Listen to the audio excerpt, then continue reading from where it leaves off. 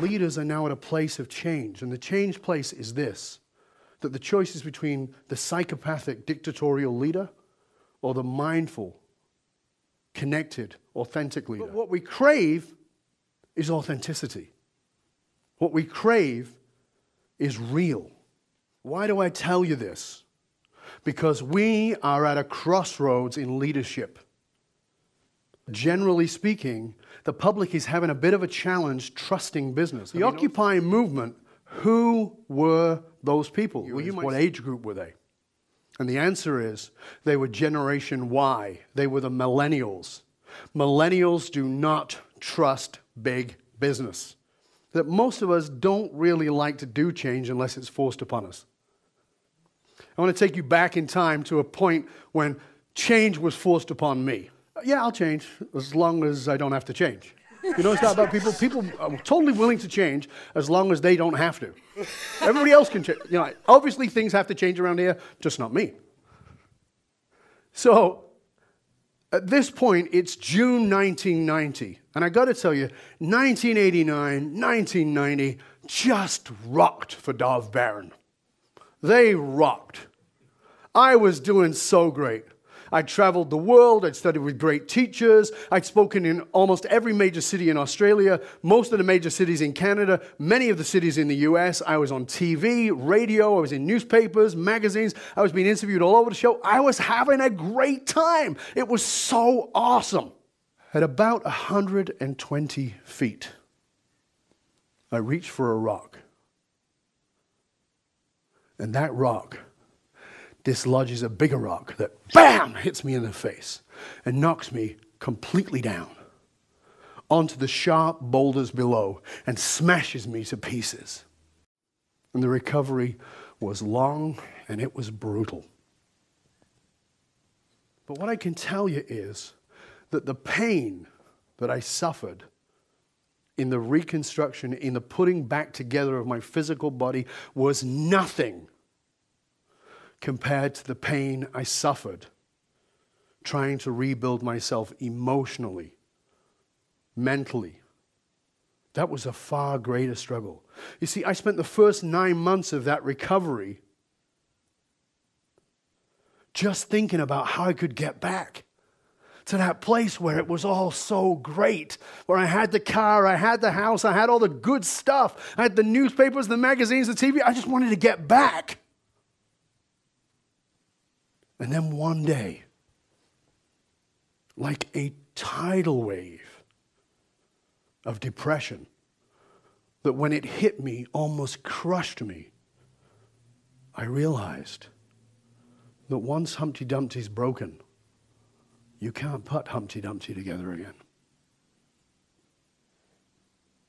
That there is no back. That you can't move forward while you're still holding on to where you were. Because, you know, he had a fall, he landed on his head, probably got a bit of brain damage, all that kind of stuff. But I have to grow. He goes, but it was easier over here when being a little bit numb, pretending, putting on a face, it was actually a lot easier. There's a pull to that, but I can't go there.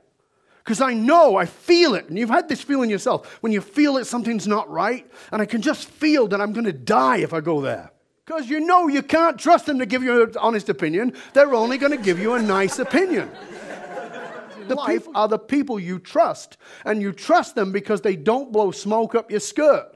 For people, and it created this fierce loyalty in people that pulled people along.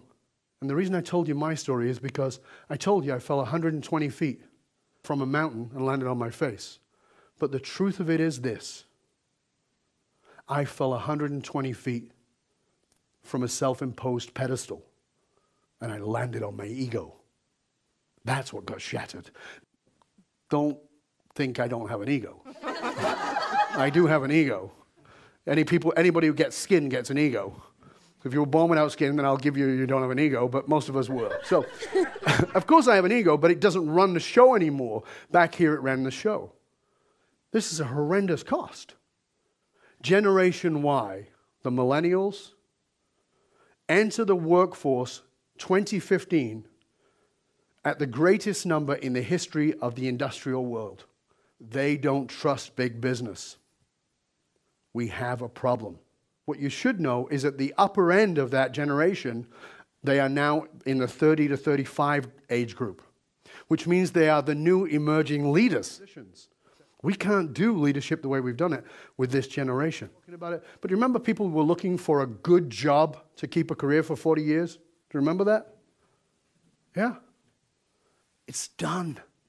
Saying that to a millennial, like, you know, what are you going to do for your 40-year career, your 30-year career, 20-year career? They look at you like you're mental. Like you've had some kind of accident and you've got some kind of brain damage. Maybe you fell off a mountain or something. That's how they look at you. You might as well say to them, hey, do you want to buy my 8-track cassette? Now, for those of you millennials, Google that when you get home. Okay. The average lifespan of a millennial in the workforce in a particular organization, so they come into your organization, the lifespan is 1.2 years. 1.2 years.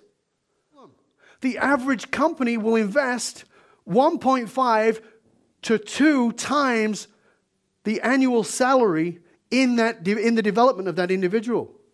They're gone in 1.2 years, and you've already invested twice as much as they earn in 1 year.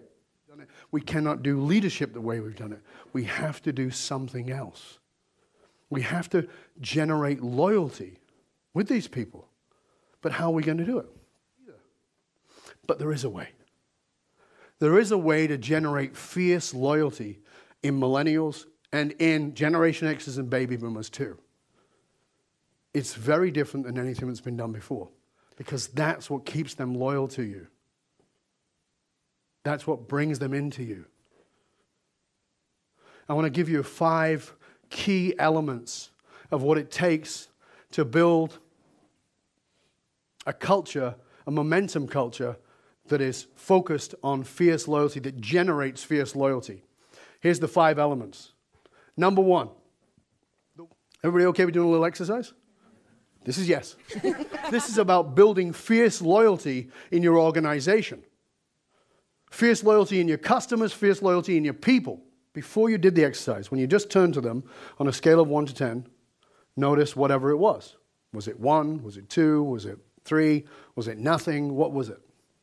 What most of you got? Just call a couple of numbers out. 2, 3, 0, 1, 2 or 3. At the end of the exercise, very short exercise, how connected did you feel to that person on a scale of 1 to 10? Call out numbers, please.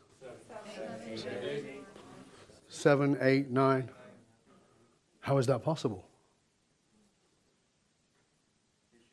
Because vulnerability builds fierce loyalty. Vulnerability is power. Thank you.